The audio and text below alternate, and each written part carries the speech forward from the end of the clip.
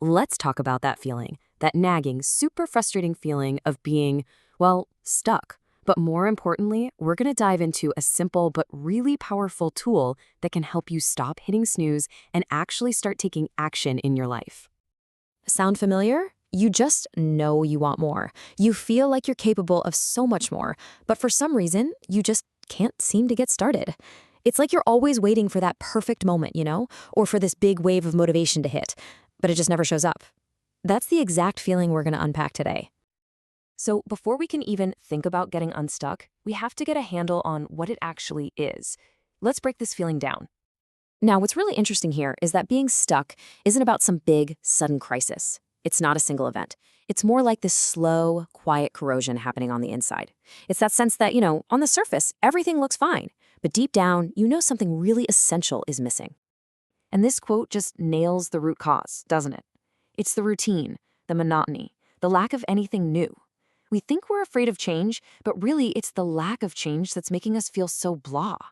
That inner snooze button, the one that always chooses comfort over a challenge, that's the real enemy here.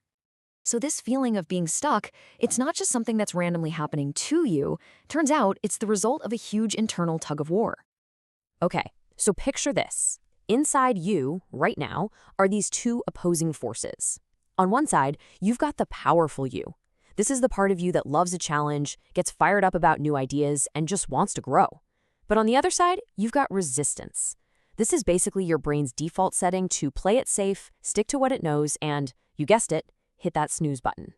When you're feeling stuck, it just means that, for now, resistance is winning the fight. But here's the most important part.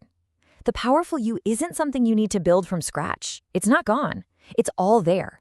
It's like a switch just waiting to be flipped on. And the rest of this explainer is all about how to find that switch and do exactly that. So if we all have this powerful side, why on earth is it so easy to get and stay stuck, especially today? Well, the source material points to a few very specific, very modern triggers. And here they are. First, we just have way too many choices, which leads to what they call analysis paralysis. You're so busy weighing every single option that you never actually pick one. Second, there's this feeling of overwhelming uncertainty in the world, which makes us feel powerless, so we just do nothing.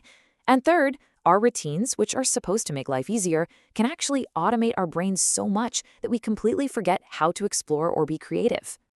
Let's just zoom in on that first point, too many choices, because this is fascinating. This classic study is the perfect example. So they set up a table with 24 different kinds of jam. It looked great, tons of people stopped to look, but when it came to actually buying, the huge variety was paralyzing. Only 3% bought a jar. Then they did it with only 6 jams. The result? 30% of people bought one. That's 10 times more. It's choice overload, and it absolutely kills our ability to take action. Now, on the inside, this paralysis usually shows up as one of two negative mindsets. Think of them as two different faces of resistance. You've got the chicken, which is driven by fear. That's the little voice in your head that goes, "What if I fail?" Or "I'm not ready yet." Then you've got the jerk. This one's driven by frustration. It's the voice that says, this is a dumb idea anyway, and just kills your motivation before you even start. Do either of those sound a little familiar? Okay, we've diagnosed the problem, we've identified the internal battle, and we've looked at the modern triggers.